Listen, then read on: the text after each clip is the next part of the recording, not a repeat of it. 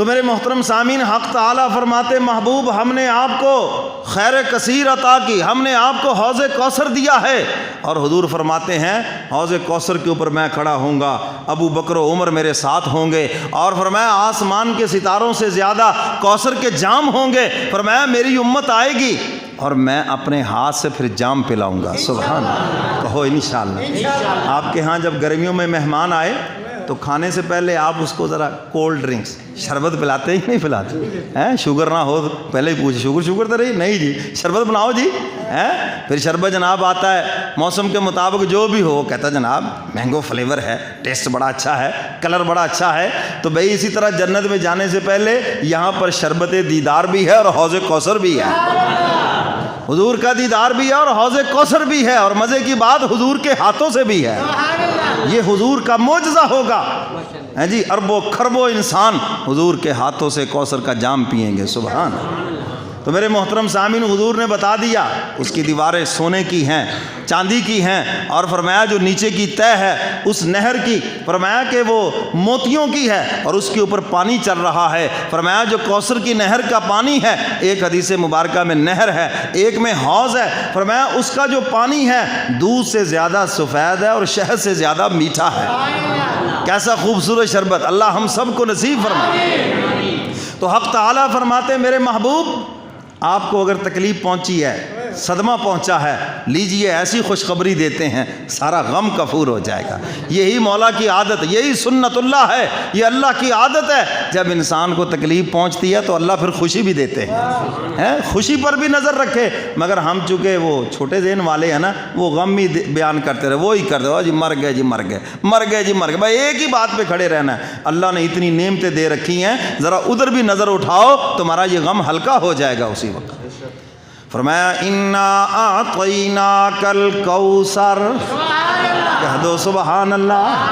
حق تعالیٰ فرماتے ہیں میرے محبوب ہم نے آپ کو حوض کوثر عطا کیا، اب آپ شکرانے کے طور پر فصلی لربک وانحر، نماز پڑھیے اور قربانی کیجئے، نماز پڑھیے اور اللہ آپ کو نعمتیں دے تو شکرانے کے طور پر نفل ادا کیجئے۔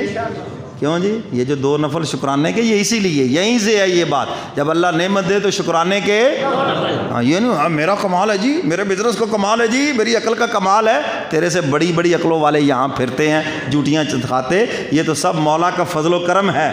ہاں بزنس میں فائدہ ہو جائے، اللہ بیٹا دے دے، اللہ کو خوشی دے دے، چلیے الیکشن میں کامیابی ہو جائے، ہیں جی، تو یہ سب کس کی طرف سے؟ بولو بولو کس کی طرف سے؟ اس کے فضل کے گن گاؤ، یہ سب مولا کا فضل و کرم ہے۔ اور شکرانے کے طور پر دو نفل ادا کریں اور باوضو ادا کریں، کہیں بے وضو نہیں وہ چلا دیں کام، تو باوضو شکرانے کے دو نفل ادا کریں۔ فصلی لربک وانحر، نماز پڑھیے اور قربانی کیجئے۔ حکم ہے عید الاضحیٰ کے اندر پہلے نماز پڑھیں اور بعد میں قربانی ہو۔ مسئلہ میں نے کئی مرتبہ بتایا، شہر کے پورے شہر کے اطراف میں کسی ایک مسجد میں، کسی ایک عیدگاہ میں نماز کا سلام پھر جائے، سارے شہر کے اندر قربانی جائز ہے، سارے شہر کے اندر۔ چلو یہ مرکز والوں نے پورے شہر پہ احسان کیا، پہلے پڑھا کے ہیں جی سارے شہر کی قربانیاں صحیح ہو جاتی ہیں۔ آپ نے بے شک نماز نہیں پڑھی، قصائی آ گیا آپ کا، چلو اس کو ذبح کرو، خود آ کر یہاں نماز پڑھ لینا، لیکن یہ تحقیق کر لینا کہ شہر میں کہیں سلام پھر گیا ہے تو سارے شہر کی قربانی ٹھیک ہے۔ سمجھ آ گئی بات جی؟ فصلی لربک وانحر، فرمایا ان شانئک هو الابتر، حق تعالیٰ فرماتے ہیں میرے محبوب یہ جو تانے آپ کو دے رکھے گئے حقیقت میں یہ مقتول نسل ہیں، ان کا کوئی نام لیوا نہیں۔ آپ جانتے حضور کے دشمنوں کا کیا نام ہے؟ کوئی نہیں جانتا، کافروں سے بھی پوچھو تو کہیں گے ہمیں کیا پتا، نہیں جانتے، مسلمان بھی نہیں جانتے، تو دم کٹے تو وہ ہوئے۔ اور حضور کے یاروں کے نام جس سے مرضی پوچھ لو، حضور کے فرما برداروں کے نام جس سے مرضی پوچھ لو، حق تعالیٰ فرماتے ہیں میرے محبوب یہ خود دم کٹے ہیں، ہم نے تو آپ کی روحانی اولاد کو قیامت تک کے لیے جاری کر دیا ہے، اور جنت کے اندر بھی آپ کی روحانی اولاد زیادہ ہوگی، کہو انشاءاللہ۔ حضور فرماتے ہیں میں تمہاری کثرت کے اوپر فخر کروں گا۔ بس ایک حدیث سنا کے بعد ختم کرتا ہوں۔ سیدنا فاروق اعظم رضی اللہ تعالیٰ عنہ تشریف فرما ہے، اور میرے محبوب فرماتے ہیں عمر جبریل امین مجھے خبر دے گئے ہیں میری امت کے 70,000 افراد بغیر حساب کتاب کے جنت میں جائیں گے۔ ایک صحابی تھے حضرت عکاشہ، اٹھ کے کھڑے ہو گئے، یا رسول اللہ دعا کرے میں اس میں شامل ہو جاؤں۔ حضور نے فرمایا چل تو شامل ہو گیا اور تو ان 70,000 کا سردار بھی ہوگا۔ اللہ اکبر۔ سیدنا فاروق اعظم عرض کرتے ہیں کملی والے پیغمبر جب اللہ کی رحمت کا دریا جوش میں تھا تو اور مانگ لینا تھا۔ حضور فرماتے ہیں عمر میں نے اور مانگا، حق تعالیٰ نے فرمایا میرے محبوب 70,000 میں سے ہر ایک کے ساتھ 70,000 جائیں گے۔ 2 ضرب ہو سکتا ہے کیلکولیٹر جواب دے جائیں۔ سیدنا فاروق اعظم تیسری مرتبہ عرض کرتے ہیں کملی والے پیغمبر جب حق تعالیٰ اس قدر مہربان تھے تو کچھ اور مانگ لیتے۔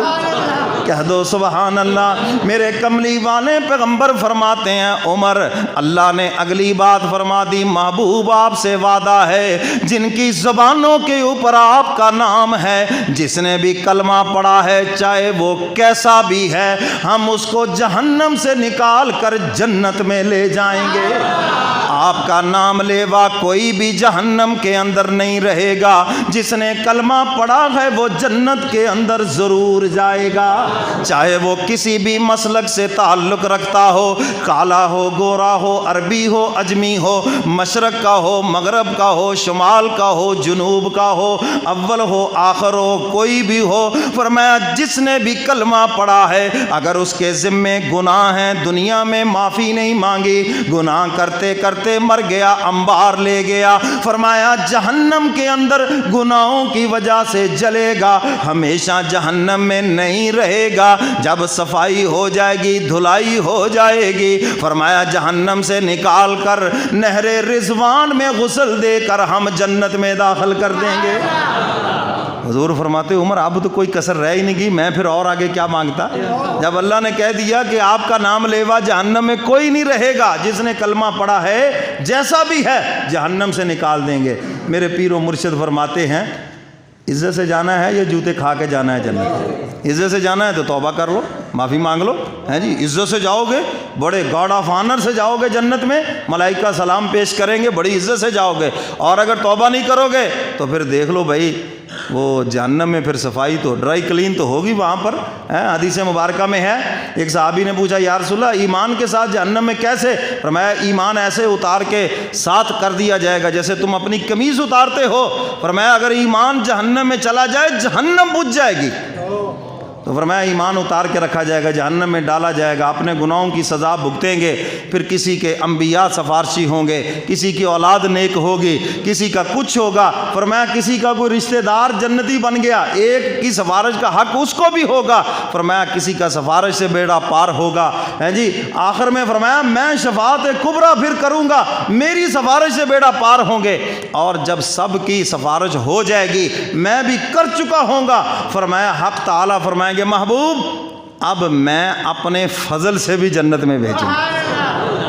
پھر حق تعالیٰ اپنا فضل فرمایا جن میں رائی کے دانے کے برابر، یہ سرسوں کا دانہ، فرمایا اتنا بھی ایمان جس کے دل میں ہے، جس نے ایسے ہی کبھی کلمہ پڑھا ہے، نکالو ان کو بھی جہنم سے، اور پھر انہیں نہر رضوان میں غسل دیا جائے گا۔ حدیث مبارکہ میں آتا ہے جل جل کے کوئلے ہو گئے ہوں گے، لیکن جب نہر رضوان میں غسل دیا جائے گا 14ویں رات کی طرح چہرے چمکے گئے، اور ادھر پیشانی کے اوپر سٹیمپ لگی ہوگی اتقم من الرحمن، رحمان نے ان کو آزاد کر دیا۔ فرمایا آخری یہ جنتی ہوں گے جو جنت میں جائیں گے۔ تو میرے محترم سامعین، اگر آپ نماز کی پابندی کر لیں، رزق حلال کا اہتمام کر لیں، اور جو ہمیں حکم دیا گئے ہیں قرآن پاک میں حلال کو حلال جان لیں، حرام سے بچ جائیں، تو بڑی آسان ہے جنت، اور سب سے آسان جنت امت محمدیہ کے لیے ہے۔ تو میرے محترم سامعین، عقیدہ ٹھیک ہو جائے، معاملات ٹھیک ہو جائیں، اور توبہ استغفار کرتے رہے، انشاءاللہ العزیز مرنے کے بعد جنت پکی ہے، سیدھی جنت، سیدھے